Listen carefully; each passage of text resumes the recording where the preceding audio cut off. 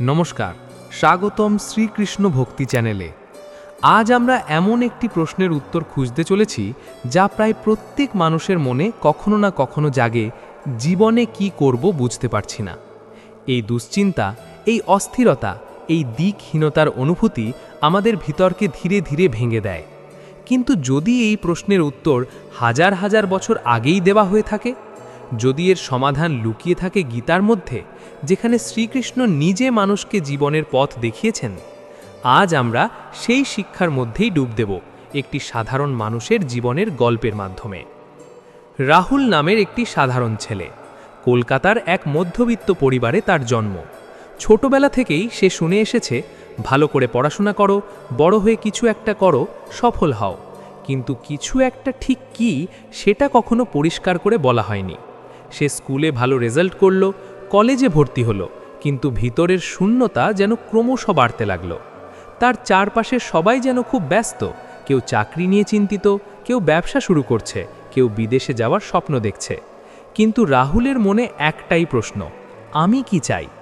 একদিন রাতে সে ছাদে বসে আকাশের দিকে তাকিয়েছিল। চারদিকে অন্ধকার, শুধু কিছু তারা জ্বলছে।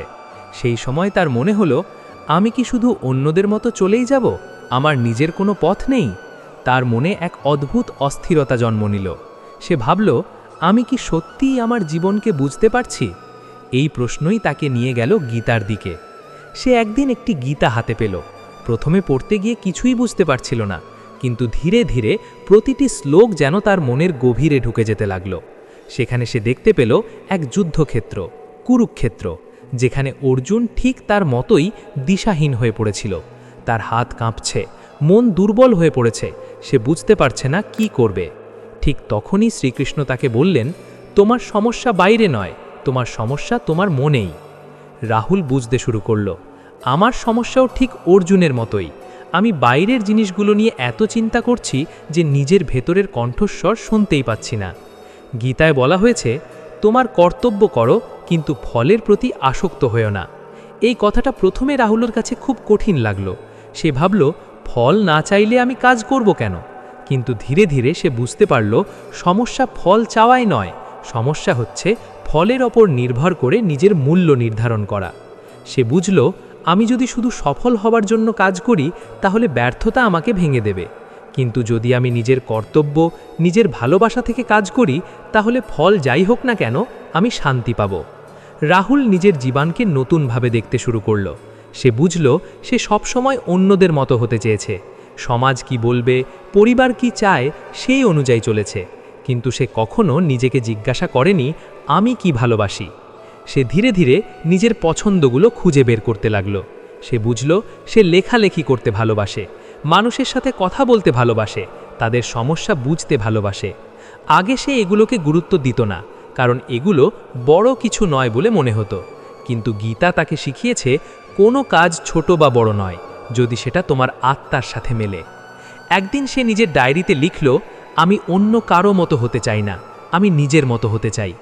এই কথাটা লেখার পর তার মনে এক অদ্ভুত শান্তি এলো, যেন অনেক দিন ধরে যে বোঝাটা সে বয়ে নিয়ে যাচ্ছিল সেটা একটু হালকা হলো।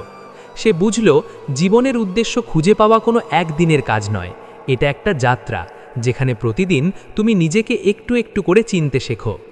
গীতায় আরেকটা গুরুত্বপূর্ণ শিক্ষা আছে, মনকে নিয়ন্ত্রণ করা। রাহুল লক্ষ্য করল, তার অধিকাংশ দুশ্চিন্তা ভবিষ্যৎ নিয়ে, কি হবে কি হবে না, যদি ব্যর্থ হই। এই চিন্তাগুলো তাকে বর্তমান থেকে দূরে সরিয়ে দিচ্ছে। শ্রীকৃষ্ণ বলেছেন, যে ব্যক্তি তার মনকে নিয়ন্ত্রণ করতে পারে সেই প্রকৃত সফল। রাহুল ধীরে ধীরে নিজের মনকে পর্যবেক্ষণ করতে শুরু করল। যখনই তার মনে ভয় আসতো, সে নিজেকে বলতো, এই ভয়টা বাস্তব নয়, এটা শুধু আমার মনের সৃষ্টি। সে শিখল নিজের সাথে কথা বলতে, নিজের ভেতরের সেই কণ্ঠস্বরকে শুনতে যা এতদিন চাপা পড়েছিল। একদিন তার এক বন্ধু তাকে জিজ্ঞাসা করল, তুই এত শান্ত হয়ে গেলি কিভাবে? আগে তো তোকে সব সময় চিন্তিত দেখতাম। রাহুল হেসে বলল, আমি এখনও সব কিছু জানি না, কিন্তু আমি আর দিশাহীন নই। আমি জানি আমি কোন পথে হাঁটছি। তার বন্ধুরা অবাক হয়ে গেল। তারা ভাবল, রাহুল হয়তো কোনো বড় সাফল্য পেয়েছে, কিন্তু আসলে সে যা পেয়েছে সেটা তার থেকেও বড়। সে নিজের ভিতরের শান্তি খুঁজে পেয়েছে। গীতার শিক্ষা তাকে বুঝিয়েছে জীবনে সব প্রশ্নের উত্তর একসাথে পাওয়া যায় না, কিন্তু যদি তুমি সঠিক পথে চলতে থাকো উত্তরগুলো নিজে থেকেই সামনে আসবে। রাহুল এখনও তার যাত্রা চালিয়ে যাচ্ছে। সে জানে সামনে অনেক চ্যালেঞ্জ আসবে, অনেক বাধা আসবে, কিন্তু সে আর ভয় পায় না, কারণ সে বুঝে গেছে জীবন মানে শুধু গন্তব্য নয়, জীবন মানে পথটা উপভোগ করা। আর এই পথ চলার সাথী হিসাবে তার সাথে আছে গীতার শিক্ষা আর শ্রীকৃষ্ণের বাণী। রাহুলের জীবনে সেই দিনটার পর থেকে এক অদ্ভুত পরিবর্তন আসতে শুরু করল। আগে যেখানে সে প্রতিদিন সকালে ঘুম থেকে উঠেই চিন্তায় ডুবে যেত, আজ কি করব, ভবিষ্যতে কি হবে, আমি কোথায় যাচ্ছি, এখন সে একটু শান্তভাবে দিনটা শুরু করতে শিখেছে। তার জীবনে কোনো বড় ঘটনা ঘটেনি, কোনো ম্যাজিকও হয়নি, কিন্তু তার দৃষ্টিভঙ্গি বদলাতে শুরু করেছে। আর এই পরিবর্তনের মূলে ছিল গীতার সেই গভীর শিক্ষা যা শ্রীকৃষ্ণ অর্জুনকে দিয়েছিলেন। সে বুঝতে পারল সমস্যা জীবনে নয়, সমস্যা হচ্ছে আমরা জীবনকে কিভাবে দেখি। আগে সে ভাবত আমার জীবনে কিছুই ঠিকঠাক হচ্ছে না, কিন্তু এখন সে ভাবতে শুরু করল আমি কি সত্যিই চেষ্টা করছি নিজেকে বুঝতে, নাকি শুধু অন্যদের সাথে নিজের তুলনা করছি। এই তুলনা করার অভ্যেসটাই তাকে সবচেয়ে বেশি কষ্ট দিত। সোশ্যাল মিডিয়া সে দেখত তার বন্ধুরা ভালো চাকরি পাচ্ছে, কেউ বিয়ে করছে, কেউ বিদেশে চলে যাচ্ছে। তখন তার মনে হতো আমি পিছিয়ে পড়ে গেছি। কিন্তু গীতার শিক্ষা তাকে বুঝিয়েছে প্রত্যেক মানুষের পথ আলাদা। তুমি যদি অন্যের পথে হাঁটার চেষ্টা করো তাহলে তুমি নিজের পথ হারিয়ে ফেলবে। রাহুল ধীরে ধীরে নিজের জীবনকে অন্যদের থেকে আলাদা করে দেখতে শিখল। সে নিজের ছোট ছোট সাফল্যগুলোকে গুরুত্ব দিতে শুরু করল। আগে যেগুলোকে সে তুচ্ছ মনে করত, যেমন একটা ভালো লেখা, কারো মন ভালো করে দেওয়া, নিজের ভয়ের মুখোমুখি হওয়া, এখন সে বুঝতে পারল এগুলোই আসল অগ্রগতি। একদিন সে নিজের মনের ভিতরে একটা প্রশ্ন করল, আমি কি সত্যিই সুখী হতে চাই, নাকি শুধু সফল হতে চাই? এই প্রশ্নটা তাকে গভীরভাবে নাড়া দিল, কারণ এতদিন সে সফলতার পেছনে দৌড়াতে গিয়ে সুখটাকেই ভুলে গিয়েছিল। শ্রীকৃষ্ণ বলেছেন, সুখ বাইরের জিনিসে নেই, সুখ আছে তোমার নিজের ভিতরে। কিন্তু আমরা সেটা খুঁজে বেড়াই বাইরের জগতে, টাকা, নাম, খ্যাতি, সম্পর্ক, এই সবের মধ্যে। রাহুল বুঝতে পারল সে এতদিন ভুল জায়গায় সুখ খুঁজছিল, তাই যতই কিছু পেত ততই তার মনে একটা শূন্যতা থেকে যেত। সে এখন প্রতিদিন কিছু সময় নিজের সাথে কাটাতে শুরু করল। কোনো ফোন নেই, কোনো সোশ্যাল মিডিয়া নেই, শুধু সে আর তার চিন্তা। প্রথমে এটা খুব কঠিন ছিল, তার মন বারবার অন্যদিকে চলে যেত, কিন্তু ধীরে ধীরে সে শিখল নিজের মনকে পর্যবেক্ষণ করতে।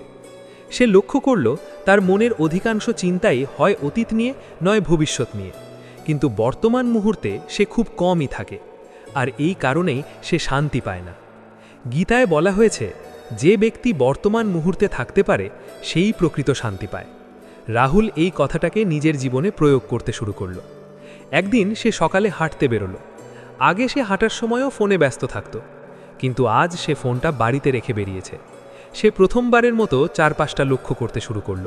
গাছের পাতা, পাখির ডাক, হাওয়ার স্পর্শ, এই ছোট ছোট জিনিসগুলো তার মনে এক অদ্ভুত প্রশান্তি এনে দিল। সে বুঝল জীবন এত সুন্দর, কিন্তু আমি এতদিন সেটা দেখতেই পাইনি। তার জীবনে আর একটা বড় পরিবর্তন এলো। সে নিজের ভয়ের মুখোমুখি হতে শুরু করল। আগে সে অনেক কিছু করতে চাইতো, কিন্তু ভয়ের কারণে করতে পারত না। সে ভাবত, যদি ব্যর্থ হই, যদি মানুষ হাসে। কিন্তু এখন সে বুঝেছে ভয় একটা স্বাভাবিক অনুভূতি, কিন্তু সেটা তোমাকে থামিয়ে দিতে পারে না। শ্রীকৃষ্ণ অর্জুনকে বলেছিলেন, তুমি যুদ্ধ থেকে পালিয়ে গেলে তোমার সমস্যা শেষ হবে না, বরং তুমি তোমার কর্তব্য থেকে পালাবে। রাহুল বুঝল তার জীবনের যুদ্ধটা বাইরের কোনো যুদ্ধ নয়, তার নিজের মনের সাথে যুদ্ধ। আর এই যুদ্ধ থেকে পালিয়ে গেলে সে কখনোই শান্তি পাবে না। সে ছোট ছোট পদক্ষেপ নিতে শুরু করল। যেটা করতে সে ভয় পেত সেটাই সে করার চেষ্টা করল। প্রথমে খুব অস্বস্তি লাগত, কিন্তু ধীরে ধীরে তার আত্মবিশ্বাস বাড়তে লাগল। একদিন সে একটা বড় সিদ্ধান্ত নিল, সে তার পছন্দের কাজকে গুরুত্ব দেবে, সেটা যত ছোটই হোক না কেন। সে লেখালেখি শুরু করল নিয়মিতভাবে। প্রথমে কেউ পড়ত না, কেউ প্রশংসাও করত না, কিন্তু সে থামেনি, কারণ এখন সে ফলের জন্য কাজ করছে না, সে কাজ করছে নিজের ভালোবাসা থেকে। এই পরিবর্তনটাই তার জীবনে সবচেয়ে বড় শক্তি হয়ে উঠল। সে বুঝল, যখন তুমি নিজের কাজকে ভালোবাসো তখন সেই কাজটাই তোমাকে শক্তি দেয়, আর যখন তুমি শুধু ফলের জন্য কাজ করো তখন সেই কাজটাই তোমাকে ক্লান্ত করে দেয়। তার পরিবারও ধীরে ধীরে তার এই পরিবর্তন লক্ষ্য করতে লাগলো। আগে যেখানে সে সব সময় উদ্বিগ্ন থাকত, এখন সে অনেক শান্ত। আগে সে সব কিছু নিয়ে দুশ্চিন্তা করত, এখন সে অনেক স্থির। একদিন তার মা তাকে বলল, তোর মধ্যে কি হয়েছে রে, তুই এত বদলে গেলি কিভাবে? রাহুল একটু হেসে বলল, আমি শুধু নিজের সাথে কথা বলতে শিখেছি। এই সহজ উত্তরটার মধ্যে ছিল তার পুরো পরিবর্তনের গল্প। সে এখনও সব কিছু জানে না, সে এখনও তার জীবনের চূড়ান্ত লক্ষ্য খুঁজে পায়নি, কিন্তু সে আর তাড়াহুড়ো করে না। সে জানে সব কিছু সময়ের সাথে পরিষ্কার হবে। গীতার শিক্ষা তাকে শিখিয়েছে ধৈর্য রাখা খুব গুরুত্বপূর্ণ। আমরা অনেক সময় চাই সব কিছু এখনই পরিষ্কার হয়ে যাক, কিন্তু জীবন সেভাবে কাজ করে না। জীবন একটা প্রক্রিয়া, যেখানে প্রতিদিন তুমি একটু একটু করে শেখো, বোঝো আর এগিয়ে যাও। রাহুল এখন এই প্রক্রিয়াটাকে উপভোগ করতে শিখেছে। একদিন সে তার পুরনো ডায়েরিটা খুলে দেখল। সেখানে লেখা ছিল, আমি জানি না আমি কি করতে চাই। এই লাইনটা পড়ে সে একটু হেসে ফেলল, কারণ আজও হয়তো সে পুরোপুরি জানে না সে কি করতে চায়, কিন্তু আজ সে জানে সে কিভাবে বাঁচতে চায়। এই পার্থক্যটাই তাকে বদলে দিয়েছে। সে এখন আর নিজের জীবনের সাথে যুদ্ধ করে না, সে জীবনের সাথে বন্ধুত্ব করেছে। রাহুলের জীবনের পরিবর্তন এখানেই থেমে থাকেনি, বরং এই নতুন উপলব্ধিগুলো তাকে আরও গভীরভাবে নিজের ভিতরের জগতে নিয়ে যেতে শুরু করল। আগে সে ভাবত জীবন মানেই বাইরের কিছু অর্জন করা, একটা ভালো চাকরি, অনেক টাকা, মানুষের প্রশংসা। কিন্তু এখন সে বুঝতে পারছে আসল যাত্রাটা হচ্ছে নিজের ভিতরে। একদিন বিকেলে সে গঙ্গার ধারে বসেছিল। হাওয়া বইছে, জলের ঢেউ আস্তে আস্তে পাড়ে লাগছে। সেই মুহূর্তে তার মনে একটাই প্রশ্ন এলো, আমি আসলে কে? এতদিন সে নিজের পরিচয় দিয়েছে, আমি একজন ছাত্র, আমি একজন ছেলে, আমি একজন বন্ধু। কিন্তু এই পরিচয়গুলো কি সত্যিই তার আসল পরিচয়? গীতায় শ্রীকৃষ্ণ অর্জুনকে বলেছিলেন, তুমি শরীর নও, তুমি আত্মা। শরীর পরিবর্তন হয়, কিন্তু আত্মা চিরন্তন। এই কথাটা রাহুলকে গভীরভাবে ভাবিয়ে তুলল। সে বুঝতে শুরু করল তার সব দুঃখ, সব ভয়, সব অস্থিরতা আসছে তার এই আমি ধারণা থেকে। সে নিজেকে একটা সীমাবদ্ধ পরিচয়ের মধ্যে বেঁধে ফেলেছে। যখন সে ভাবে আমি ব্যর্থ, তখন সে কষ্ট পায়। যখন সে ভাবে মানুষ আমাকে কি ভাবছে, তখন সে উদ্বিগ্ন হয়। কিন্তু যদি সে বুঝতে পারে এই সব চিন্তা শুধু তার মনের খেলা, তাহলে সে ধীরে ধীরে মুক্ত হতে পারবে। এই উপলব্ধি তাকে এক নতুন স্বাধীনতার অনুভূতি দিল। সে বুঝল, আমি আমার চিন্তা নই, আমি আমার অনুভূতিও নই, আমি সেই সচেতনতা যা এই সব কিছু পর্যবেক্ষণ করছে। এই উপলব্ধিটা তার জীবনের দৃষ্টিভঙ্গি পুরো বদলে দিল। আগে কোনো খারাপ ঘটনা ঘটলে সে ভেঙে পড়ত, এখন সে একটু দূর থেকে সেই ঘটনাকে দেখতে পারে। সে ভাবে এটাও একটা অভিজ্ঞতা, এটাও কেটে যাবে। গীতার আর একটা শিক্ষা তাকে খুব প্রভাবিত করল, সমত্ব, অর্থাৎ সুখে যেমন স্থির থাকা, তেমনি দুঃখেও স্থির থাকা। শ্রীকৃষ্ণ বলেছেন, যে ব্যক্তি সুখ দুঃখ, লাভ ক্ষতি, জয় পরাজয় সব কিছুকে সমভাবে গ্রহণ করতে পারে, সেই প্রকৃত জ্ঞানী। রাহুল বুঝল তার জীবনের অধিকাংশ সমস্যা এসেছে এই কারণে যে সে সব কিছুকে খুব ব্যক্তিগতভাবে নিয়ে নিত। কোনো ছোট ব্যর্থতাও তাকে খুব কষ্ট দিত, আর কোনো ছোট সাফল্য তাকে অহংকারী করে তুলত। কিন্তু এখন সে বুঝেছে এই সব ওঠানামা জীবনের অংশ, এগুলো আসবে যাবে, কিন্তু তার ভিতরের শান্তিটা যেন অটুট থাকে, সেটাই আসল। সে এখন নিজেকে একটা নদীর মতো ভাবতে শুরু করেছে। নদীর ওপর ঢেউ ওঠে, আবার শান্ত হয়ে যায়, কিন্তু নদীর গভীরতা সবসময় একই থাকে। একদিন তার এক আত্মীয় তাকে বলল, তুই এত কিছু ভাবিস কেন, জীবনটা সহজভাবে নে। তখন রাহুল মনে মনে হাসল, কারণ সে জানে সে এখন আর জটিলভাবে ভাবছে না, বরং সে এখন প্রথমবারের মতো সত্যিকারের সহজভাবে জীবনকে বুঝতে শুরু করেছে। সে এখন নিজের কাজগুলোতেও এই শিক্ষা প্রয়োগ করতে শুরু করেছে। আগে সে কাজ করত ফলের জন্য, এখন সে কাজ করে মন দিয়ে। যখন সে লেখে, তখন সে শুধু লেখার আনন্দে ডুবে যায়। সে আর ভাবে না এই লেখা কতজন পড়বে, কত লাইক পাবে। এই পরিবর্তনটাই তার কাজকে আরও গভীর করে তুলেছে। একদিন সে বুঝল তার ভিতরের সেই অস্থিরতা যা তাকে এতদিন কষ্ট দিত, সেটা অনেকটাই কমে গেছে। সে এখন অনেক বেশি স্থির, অনেক বেশি সচেতন। তবে এর মানে এই নয় যে তার জীবনে কোনো সমস্যা নেই। সমস্যা এখনও আসে, চ্যালেঞ্জ এখনও আছে, কিন্তু এখন তার কাছে সেই সমস্যাগুলোর প্রতি দৃষ্টিভঙ্গি বদলে গেছে। আগে সমস্যা দেখলেই ভয় পেত, এখন সে ভাবে এটা আমাকে কিছু শেখাতে এসেছে।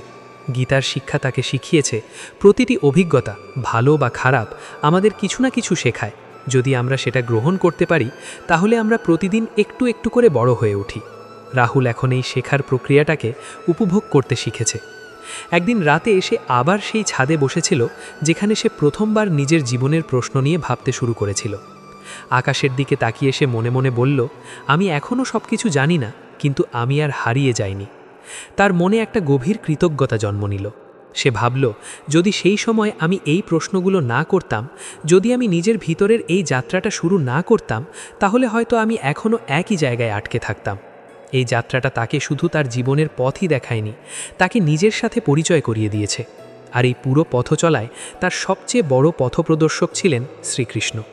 তার বাণী শুধু কোনো ধর্মীয় শিক্ষা নয়, এটা জীবনের বাস্তব সত্য, যা আজও প্রতিটি মানুষের জীবনে প্রযোজ্য।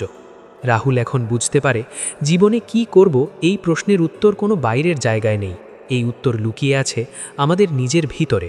যখন আমরা নিজের মনকে শান্ত করি, নিজের আসল সত্তাকে বুঝতে চেষ্টা করি, তখন সেই উত্তর ধীরে ধীরে পরিষ্কার হয়ে ওঠে। এই উপলব্ধিটাই তার জীবনের সবচেয়ে বড় অর্জন।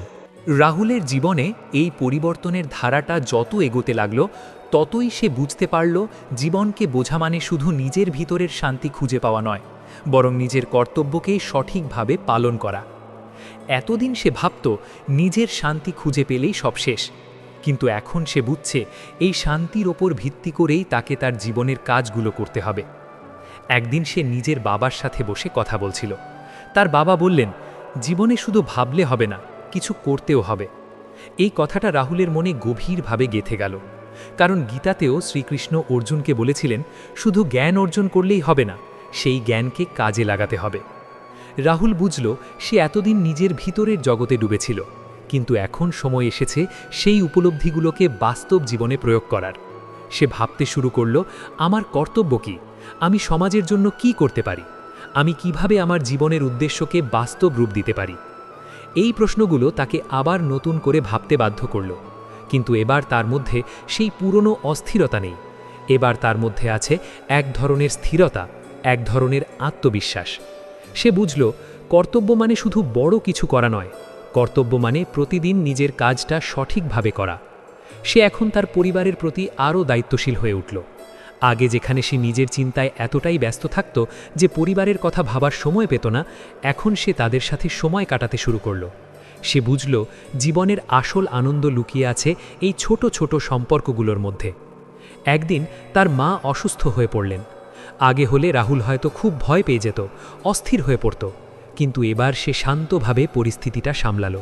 সে মায়ের পাশে থাকল, যতটা সম্ভব সাহায্য করল। এই অভিজ্ঞতাটা তাকে বুঝিয়ে দিল, শান্তি মানে শুধু নিজের জন্য নয়, এই শান্তি তোমাকে অন্যদের জন্যেও শক্তি হতে সাহায্য করে। গীতায় শ্রীকৃষ্ণ বলেছেন, যে ব্যক্তি নিজের কর্তব্য পালন করে সেই প্রকৃত যোগী। রাহুল এখন বুঝতে পারছে, যোগ মানে শুধু ধ্যান করা নয়, যোগ মানে জীবনের প্রতিটি কাজেই সচেতন থাকা। সে এখন তার লেখালেখিকেও একটা দায়িত্ব হিসাবে দেখতে শুরু করেছে। সে ভাবে, আমি যদি আমার লেখার মাধ্যমে কারো মন ভালো করতে পারি, কাউকে একটু পথ দেখাতে পারি, তাহলে সেটাই আমার কাজ। একদিন সে তার লেখা অনলাইনে শেয়ার করল।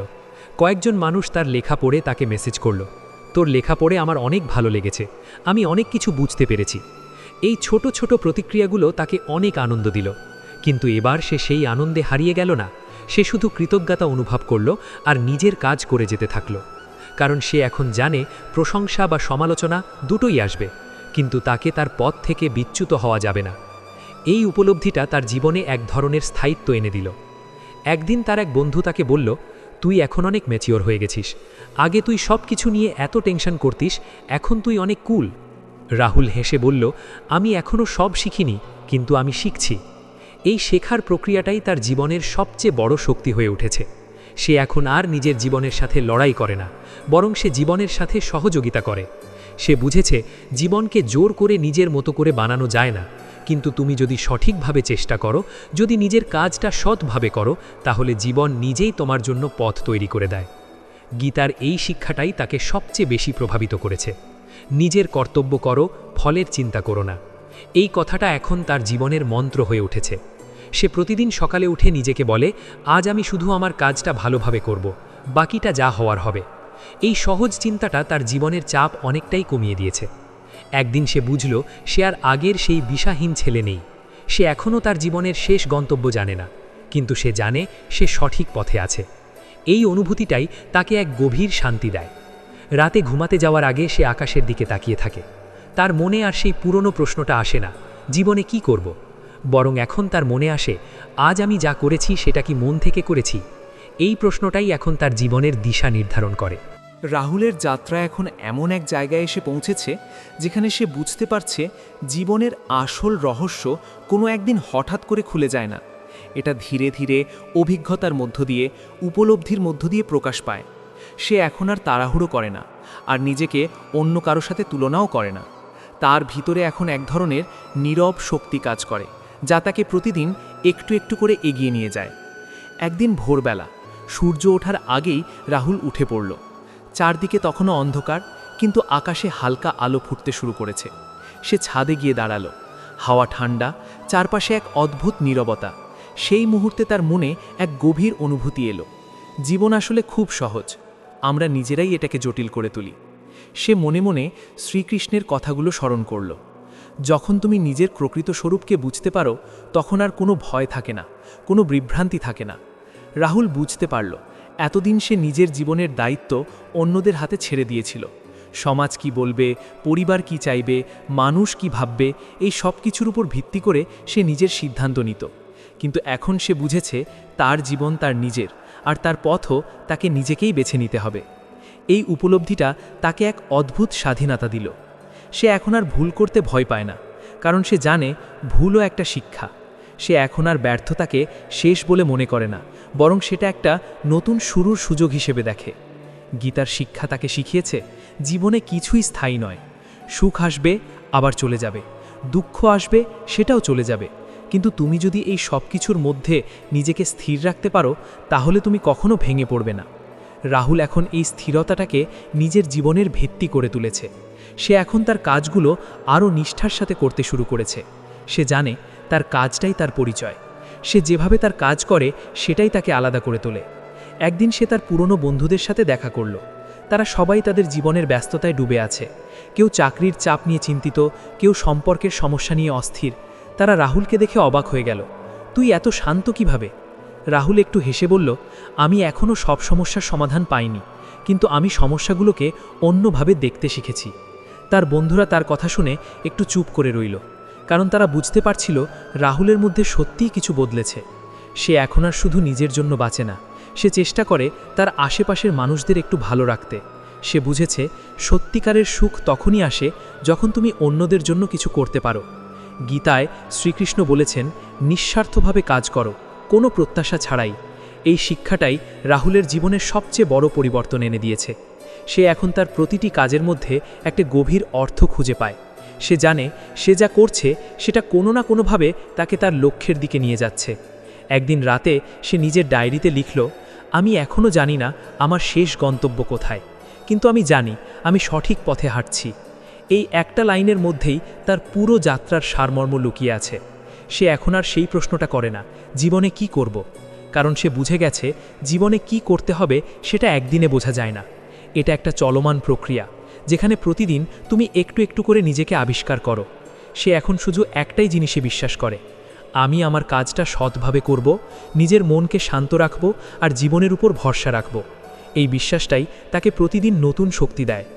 একদিন সে আবার সেই প্রথম দিনের কথা মনে করল, যেদিন সে ছাদে বসে ভেবেছিল, আমি কি করব বুঝতে পারছি না। সেই দিনের রাহুল আর আজকের রাহুলের মধ্যে আকাশ পাতাল পার্থক্য। আজ সে জানে জীবনের সব প্রশ্নের উত্তর বাইরে খুঁজে পাওয়া যায় না, সেই উত্তর আমাদের নিজেদের ভিতরেই লুকিয়ে থাকে। আর সেই উত্তর খুঁজে পাওয়ার জন্য দরকার ধৈর্য, সচেতনতা আর সঠিক দিক নির্দেশনা। গীতার সেই চিরন্তন বাণী আর শ্রীকৃষ্ণের শিক্ষা তাকে সেই দিক নির্দেশনা দিয়েছে। এখন তার জীবনে কোনো তাড়াহুড়ো নেই, কোনো অস্থিরতা নেই, আছে শুধু এক গভীর শান্তি আর এক অটল বিশ্বাস, যা হওয়ার তা ঠিক সময়েই হবে। বন্ধুরা, যদি আপনার মনেও কখনো এই প্রশ্ন আসে, জীবনে কি করব বুঝতে পারছি না, তাহলে মনে রাখবেন এই প্রশ্নটাই আপনার জীবনের সবচেয়ে বড় শুরু হতে পারে। কারণ এই প্রশ্ন থেকেই শুরু হয় নিজের খোঁজ, নিজের সত্যিকারের পরিচয় খুঁজে পাওয়ার যাত্রা। গীতার শিক্ষা আমাদের বলে, উত্তর বাইরে নয়, উত্তর আমাদের নিজেদের ভিতরে। আর সেই উত্তর খুঁজে পাওয়ার জন্য দরকার ধৈর্য, বিশ্বাস আর সৎ প্রচেষ্টা। আপনার পথ হয়তো আজ পরিষ্কার নয়, কিন্তু যদি আপনি নিজের কাজটা মন দিয়ে করতে থাকেন, নিজের মনকে শান্ত রাখেন, তাহলে ধীরে ধীরে সব কিছু পরিষ্কার হয়ে যাবে। এই ছিল আজকের আলোচনা শ্রীকৃষ্ণ ভক্তি চ্যানেলে। যদি এই গল্পটা আপনার মনে একটু হলেও আলো জ্বালিয়ে দেয়, তাহলে অবশ্যই শেয়ার করুন আর এই পথচলায় আমাদের সাথে থাকুন। জয় শ্রীকৃষ্ণ।